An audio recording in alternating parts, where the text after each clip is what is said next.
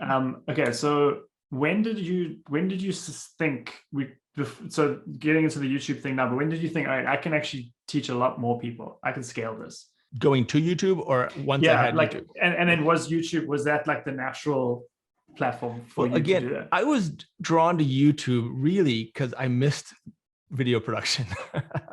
So that's what drew me to YouTube. Although, I mean, I was never particularly good in front of the camera. I had several YouTube channels previously, which is probably good to talk about because let's say, I think this was probably my fourth YouTube channel. The first two just completely went zero, but I learned and it was fun. It was interesting. I was intrigued by the platform. My third one was the YouTube channel for my podcast. And the podcast was an interview show. This evolved from my consulting with frontier tech companies. So it was called Mind and Machine. It was exploring leading edge technologies. So AR, AI, even space exploration, all kinds of stuff initially.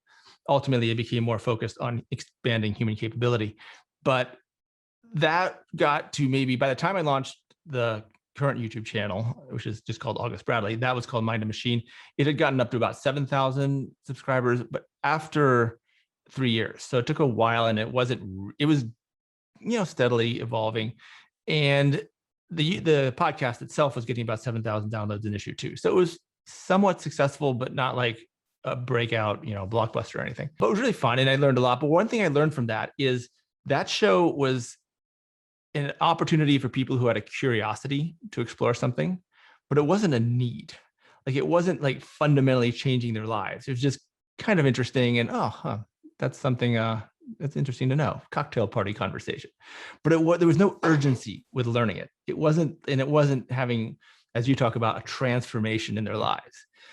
And I realized the thing that I was doing at work was radically transforming people's lives and organizational capability to scale and grow and remove friction from operations, which in itself enhances people's lives, right? Nobody wants to deal with fires every day in their job.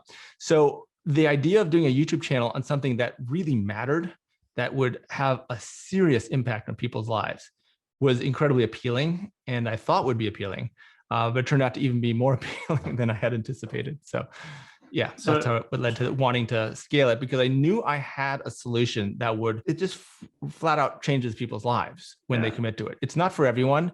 It's a big step. It's a big commitment to do what I do. It's not the solution for everyone. It's not the Notion approach for everyone, but for the people it's right for, it's really right for them. Mm-hmm.